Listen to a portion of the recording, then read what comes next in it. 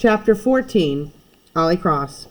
The next day I went with Dad and Bree to Janie's indoor track meet at the Johns Hopkins University Fieldhouse in Baltimore. Damon was already back at college and Nana stayed home to rest. It was just the three of us representing for Team Cross in the stands.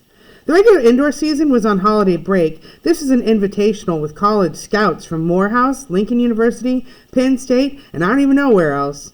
Janie was running the 400 meter, the best event, so it was a huge opportunity for her and for Eastern High. My sister and brother are definitely the jocks in our family. I'll run with Janie sometimes, or shoot hoops with Damon, but I'm not exactly the athletic scholarship type. Bree says I'm the mental jock, and I'll take it. So while we were waiting for Janie's race to start, I kept working out my brain thinking about all that Gabe stuff. I figured he never got a day off from being missing, so I wasn't going to take a day off from looking for him. "Hey, Dad," I asked, "do you know anything about Mr. Qualls?" "Gabe's father?" "Yeah, or his mom," I said. "I've spoken with his mom a few times," Dad told me, "and I know his dad was out of the picture until September or so. I'm pretty sure he was incarcerated." Gabe had never said a word about that. "Well, what was he in jail for?" I asked. "I don't know," Dad said. "Do you know if he's a person of interest in Gabe's case?" I asked. "Like a suspect or whatever?" "Ollie," I could hear that big red stop sign in Dad's voice. "You need to be careful about sticking your nose in where it doesn't belong. Got it?" I wanted to say, yeah, too late for that, but I couldn't admit I'd already gone over to Gabe's house. What I really wanted was for Dad to go there, too, but now wasn't the time to push it.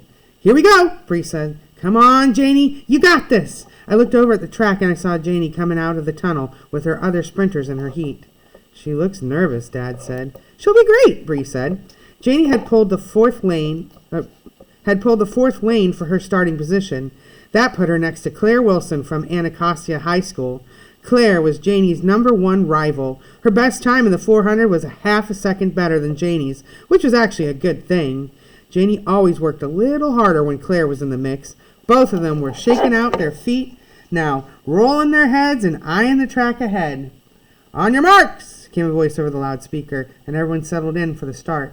Janie didn't use blocks, but she leaned in, ready to take off. "Get set," the voice said.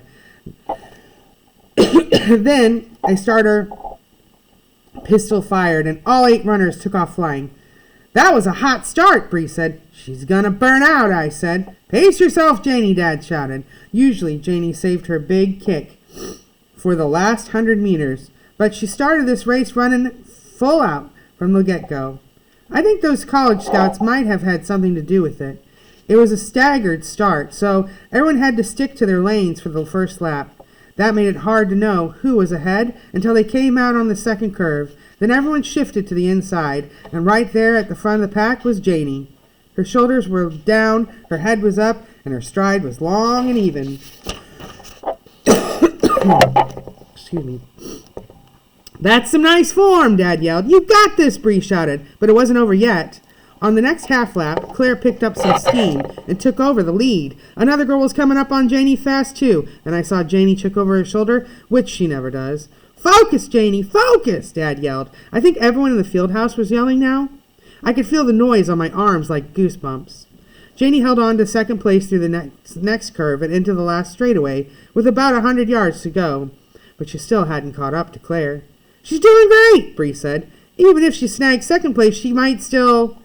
But then Bree stopped talking and grabbed Dad's arm instead, because it looked like that big kick of Janie's, the one we thought wasn't coming, had just kicked in. She was making Claire work for it now, and you could tell Claire knew it. Both of them were sprinting it out toward the finish. "Come on, Janie! Dig! Dig! Dig! Go, JC!" And with maybe 30 yards left, Janie got right alongside Claire, and then she was up. Then back again. "You've got this," Dad boomed. Janie leaned in at the line. So did Claire. It was too close to call on a visual, and I think every head in that place whipped over to look at the board for the final standings. J. Cross, 58.05. C. Wilson, 58.59. Everyone from Janie's school went crazy in the stands. So did we. A bunch of people started chanting her name. I could see some of those college scouts scribbling in their notebooks, too. So it was a pretty great day for the Cross family. I mean, yeah, Janie could be a pain in the butt, but as my older sister, but when she's on the track, I am always proud of her. I only wish I could run like that. Other than with my brain, I mean.